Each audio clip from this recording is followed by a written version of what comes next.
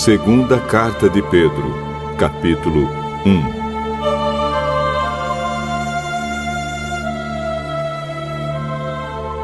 Eu, Simão Pedro, servo e apóstolo de Jesus Cristo, escrevo esta carta a vocês que, por causa da bondade do nosso Deus e Salvador Jesus Cristo, receberam uma fé tão preciosa como a nossa. Que a graça e a paz estejam com vocês e aumentem cada vez mais, por meio do conhecimento que vocês têm de Deus e de Jesus, o nosso Senhor. O poder de Deus nos tem dado tudo o que precisamos para viver uma vida que agrada a Ele, por meio do conhecimento que temos daquele que nos chamou para tomar parte na sua própria glória e bondade. Desse modo, Ele nos tem dado os maravilhosos e preciosos dons que prometeu. Ele fez isso para que, por meio desses dons, nós escapássemos da imoralidade que os maus desejos trouxeram a este mundo e pudéssemos tomar parte na sua natureza divina. Por isso mesmo, façam todo o possível para juntar a bondade e a fé que vocês têm. À bondade, juntem o conhecimento, e ao conhecimento, o domínio próprio. Ao domínio próprio, juntem a perseverança, e à perseverança, a devoção a Deus. A essa devoção, juntem a amizade cristã, e à amizade cristã, juntem o amor. Pois são essas as qualidades que vocês precisam ter. Se vocês as tiverem e fizerem com que elas aumentem, serão cada vez mais ativos e produzirão muita coisa boa, como resultado do conhecimento que vocês têm do nosso Senhor Jesus Cristo.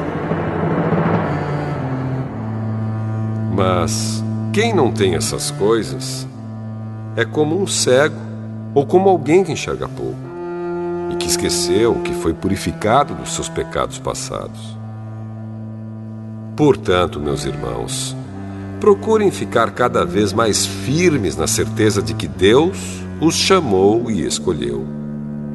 Se vocês fizerem isso, jamais abandonarão a fé, e assim receberão todo o direito de entrar no reino eterno do nosso Senhor e Salvador Jesus Cristo. Por isso, farei sempre com que vocês lembrem dessas coisas, embora já as conheçam e estejam firmes na verdade que receberam. Penso que, enquanto eu viver, é justo que faça com que vocês lembrem dessas coisas, pois sei que logo terei de deixar este corpo mortal, como o nosso Senhor Jesus Cristo me disse claramente. Portanto, farei tudo o que puder para que depois da minha morte, vocês lembrem sempre dessas coisas. Nós não estávamos contando coisas inventadas quando anunciamos a vocês a vinda poderosa do nosso Senhor Jesus Cristo, pois com os nossos próprios olhos nós vimos a sua grandeza. Nós estávamos lá quando Deus, o Pai, lhe deu honra e glória. Ele ouviu a voz da suprema glória dizer: "Este é o meu filho querido, que me dá muita alegria." Nós mesmos ouvimos essa voz que veio do céu quando estávamos com o Senhor Jesus no Monte Sagrado. Assim temos mais confiança ainda na mensagem anunciada pelos profetas. Vocês fazem bem em prestar atenção nessa mensagem, pois ela é como uma luz que brilha em lugar escuro, até que o dia amanheça e a luz da estrela da manhã brilhe no coração de vocês. Acima de tudo, porém, lembrem disto: ninguém pode explicar por si mesmo uma profecia das Escrituras Sagradas, pois nenhuma mensagem profética veio da vontade humana, mas as pessoas eram guiadas pelo Espírito Santo quando anunciavam a mensagem que vinha de Deus.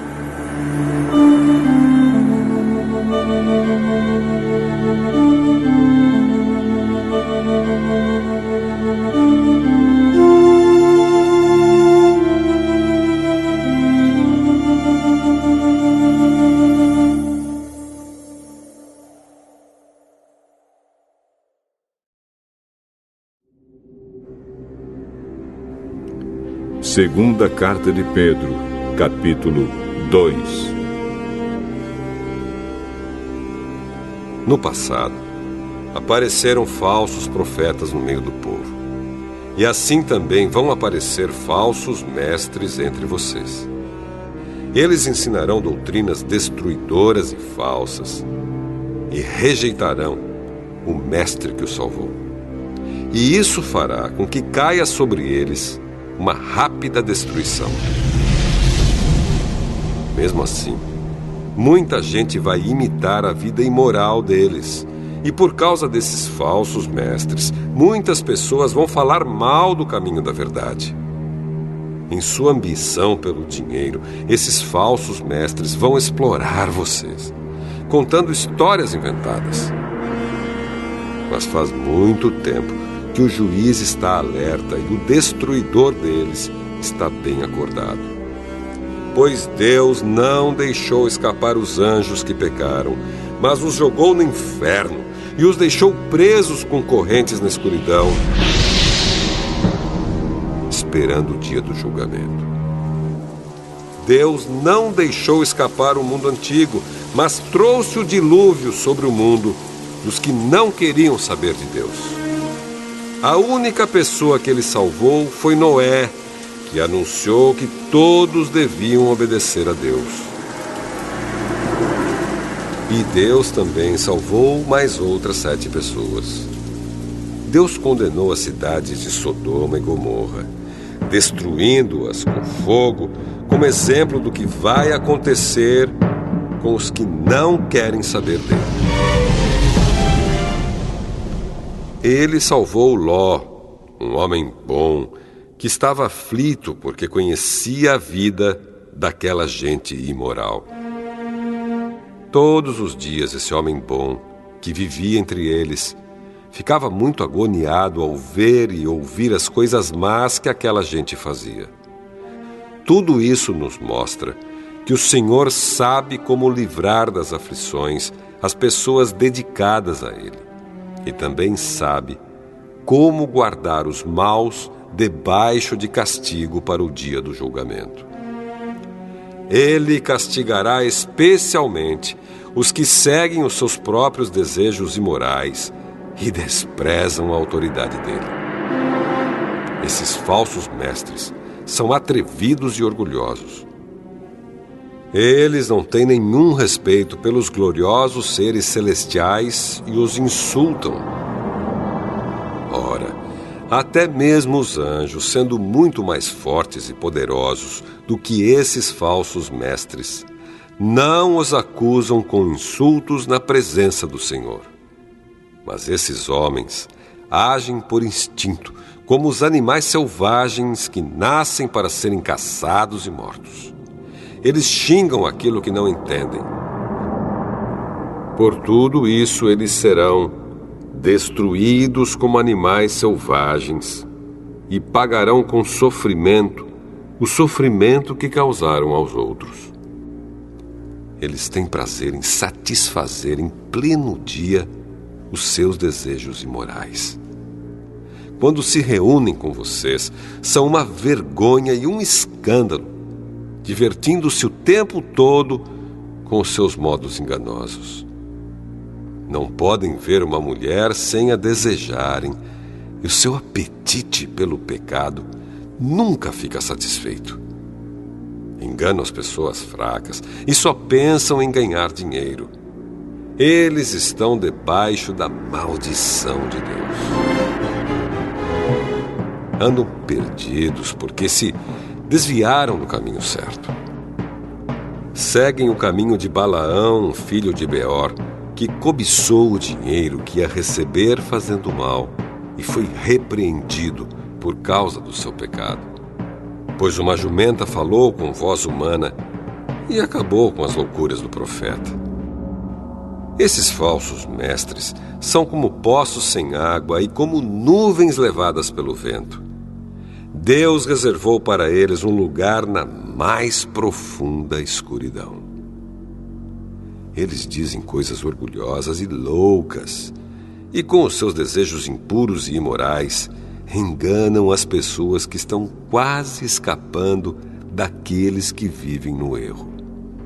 Prometem liberdade a essas pessoas, mas eles mesmos são escravos de hábitos imorais, pois cada pessoa é escrava daquilo que a domina. Portanto, aqueles que chegaram a conhecer o nosso Senhor e Salvador Jesus Cristo e que escaparam das imoralidades do mundo, mas depois foram agarrados e dominados por elas, ficam no fim em pior situação do que no começo. Pois teria sido muito melhor que eles nunca tivessem conhecido o caminho certo do que depois de o conhecerem, voltarem atrás e se afastarem do mandamento sagrado que receberam. O que aconteceu a essas pessoas prova que são verdadeiros estes ditados. O cachorro volta ao seu próprio vômito e a porca lavada volta a rolar na lama.